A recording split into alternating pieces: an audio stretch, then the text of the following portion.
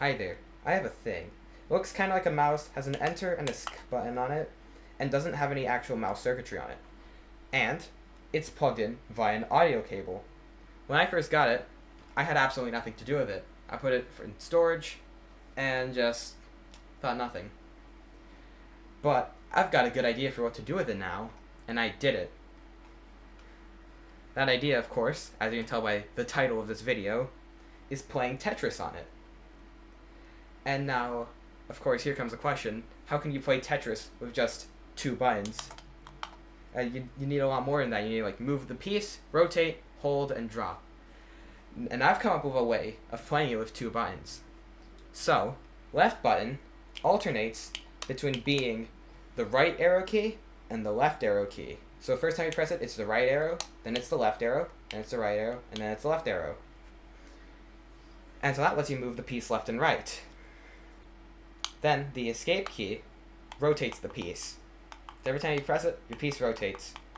But if you hold it for more than 1/3 of a second, it presses the hold key. So that's how you hold pieces. And now, that is 2-button Tetris. You'll notice there's no way to drop. And that's the bit of a problem. You kind of just have to let the pieces drop due to gravity. And so, of course, this answers the question, can you play Tetris on it? And the answer is yes. Now, you probably want more video than that. So, if we actually want to play Tetris on this, we need to connect it to my computer. So how do we do that?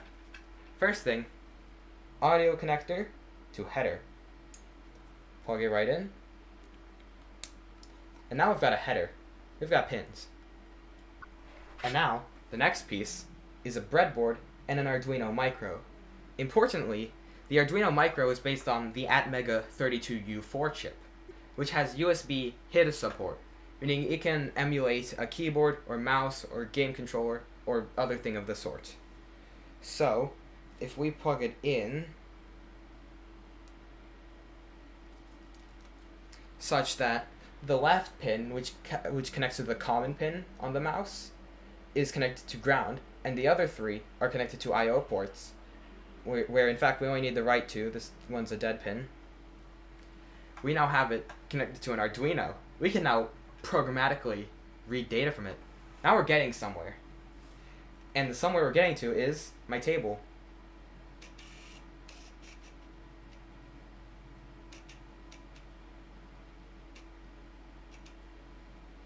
Well, that took some time. Here's the breadboard, and here's the mouse, and here is a micro USB cable, and I'm going to plug it in.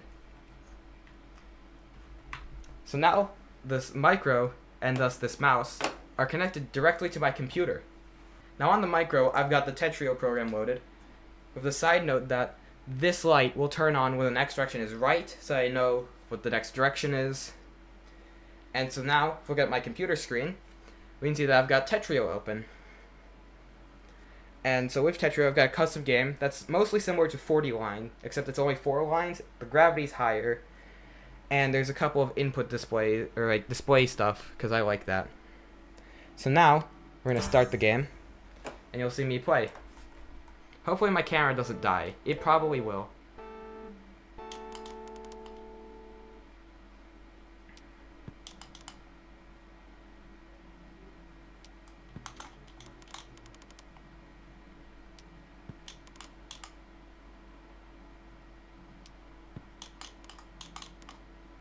So yeah, at some point you're just gonna see, like, camera died here. You'll still be able to hear me playing, but whatever.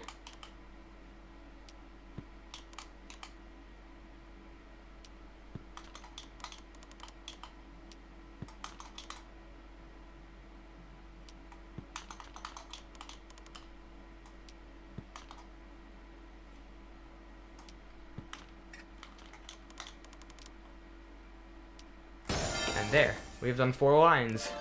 That is enough evidence, for me at least, to conclude that it can Tetris. And now my camera hasn't died, which is also a good thing. So, this has pretty much been it. It Tetrised. What more could you want? My hand didn't actually go in frame there. There's my hands. Hi. Bye.